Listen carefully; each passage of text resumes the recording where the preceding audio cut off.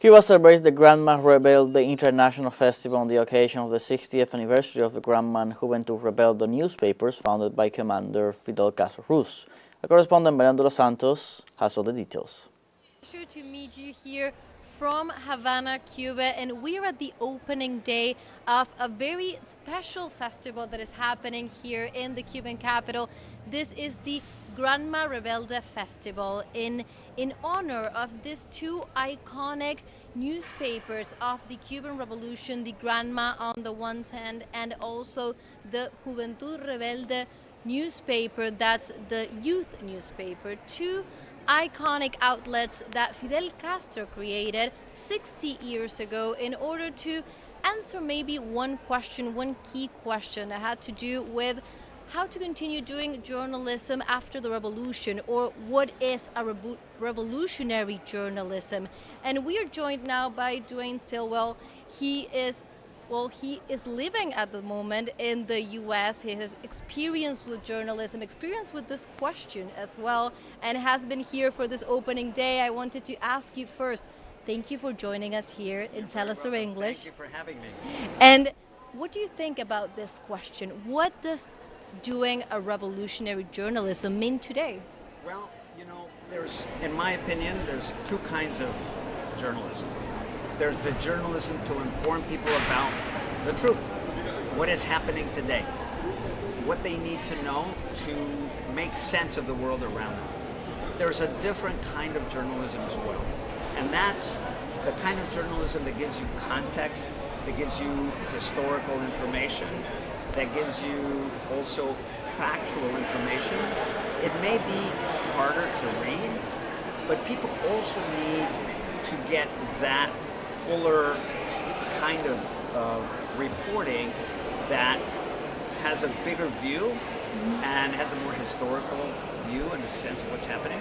Because we have something called parachute journalism, where you send a journalist to some place in the world where they know nothing about what's going on, the context. They might tell you what's happening, but they don't really help people understand why it's happening. And we are so deluged with so much information.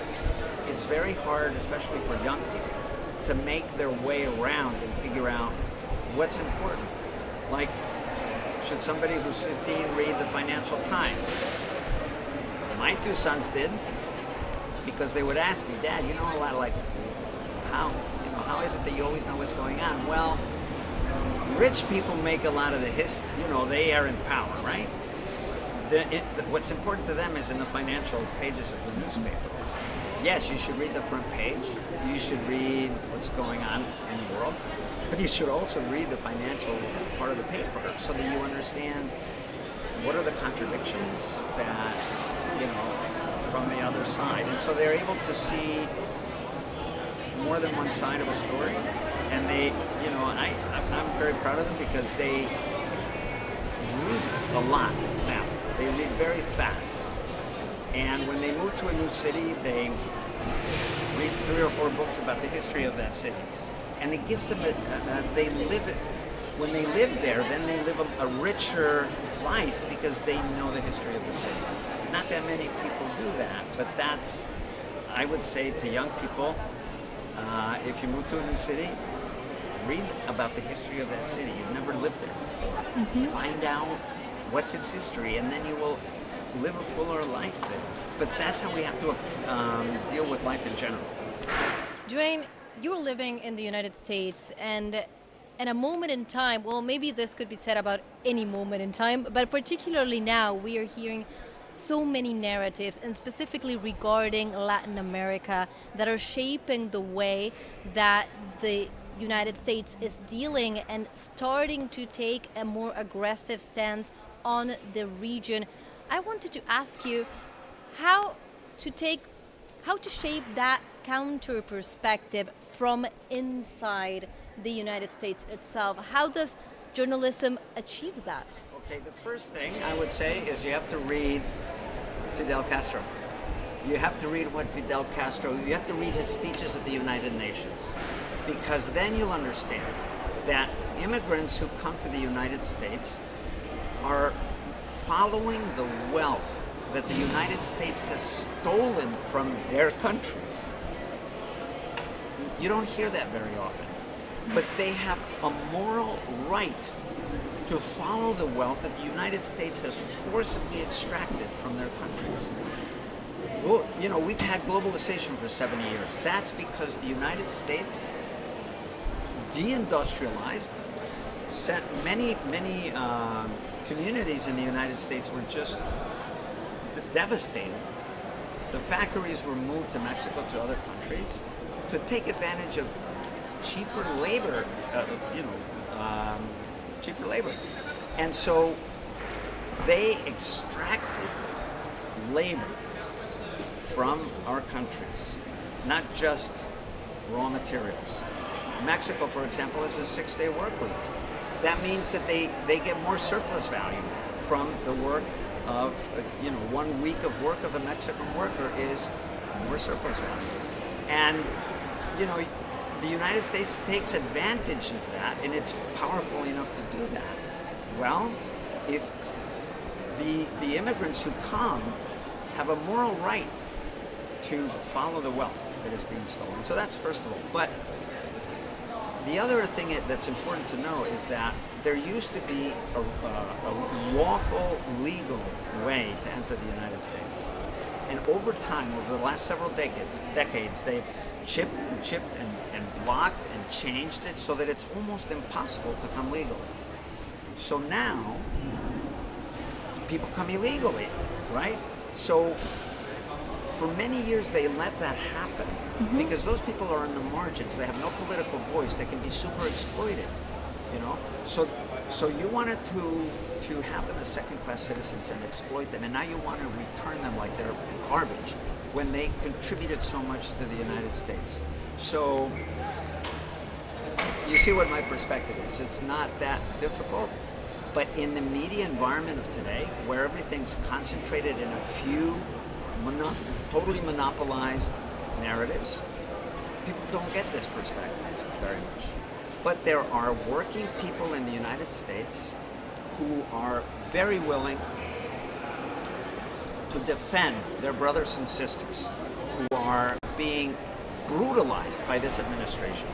And just one last thing, Gilmar Abrego Garcia, who we've all heard about, is an example of how the labor movement can help defend those workers, because his union, SMART, has gone all out to defend him publicly and to make a campaign to defend his right to remain in the United States. And it's an example to the labor movement, not just in the United States, but in Europe and everywhere else. And definitely the possibility of, well, you were talking about finding that counter narrative, that narrative that is not the one that is trying to be imposed time and time again. We're thinking about the evolution of journalism as well, and many take to social media and think, well, there was a first take that thought of social media as a very democratizing tool, but then we're now faced with this social media that is breaking up these narratives and imposing them on repetition and repetition, and we have a new challenge on how to tell these stories from a different perspective, differently. One of the things that is being discussed at this festival is how do we achieve that? Well, Fidel had some ideas in terms of going deeper into the journalism perspective and thinking and having a more well-rounded idea of, well, what is that story telling us? Right. I think one thing that has helped me is to think, for example, there's many labor leaders in the United States who look at politics from the point of view of what's best for American workers. Only American workers. And that gives you already not a very wide perspective, because you can defend the American worker and defend the imperialist system too. So you have to begin by what is in the interest of the world working class. That for me has always been my North Star. So internationalism. Exactly, international. That's what Cuba represents. That's exactly why Cuba is so important, because it's not just a socialist country. It's a country that built a sugar refinery in Nicaragua. They brought the engineers, they brought the materials, they built it, and then they turned the keys over. They built the airport in Grenada.